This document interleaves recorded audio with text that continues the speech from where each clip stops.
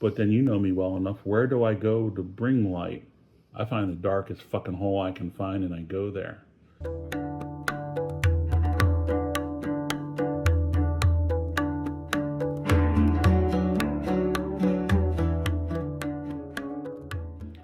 For me, I've always known that there is this violent person in me, because I could see little edges of it. And particularly being abused as a kid, I would sometimes just feel overwhelmed and have to lash out at something.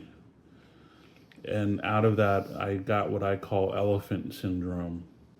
Because as I was lashing out, I realized that I was the biggest white kid in school.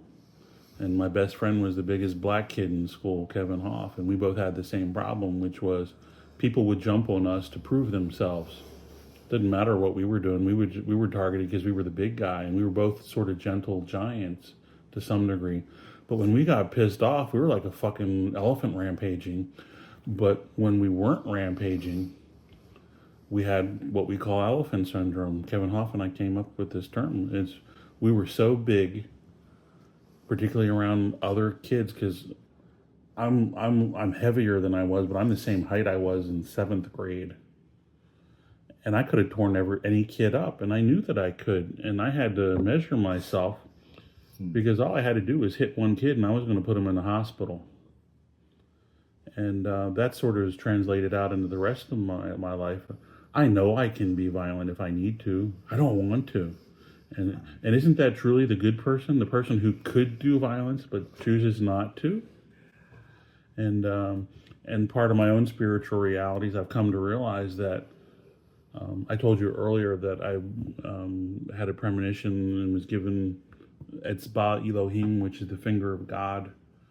And I believe that I'm going to be asked to be the finger of God, and sometimes I'm going to have to touch people's hearts, and sometimes I'm going to melt people's hearts, but sometimes, like Pharaoh's, I'm going to harden their heart. Because, sometimes I need to be the bringer of darkness, and sometimes I need to be the bringer of light.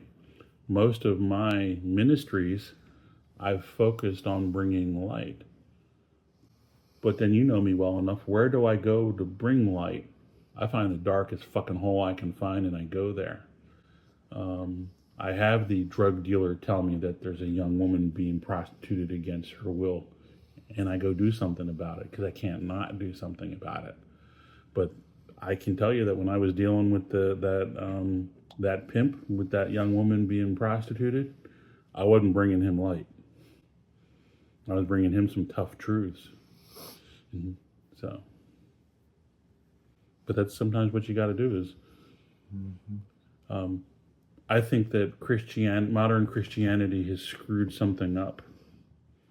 Because if you go back to Jesus, Judaism at the time of Jesus, there wasn't evil in the sense that we understand evil as evil today.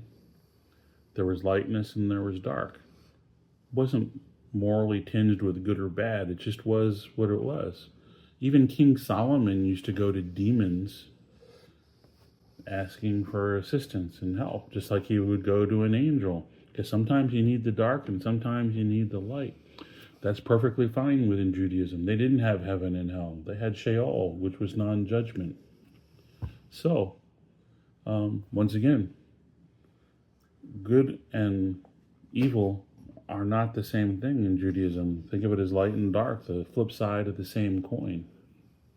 And demonic power is spiritual power. Dark spiritual power, not evil. Same thing. Angelic power. Light, not good, necessarily.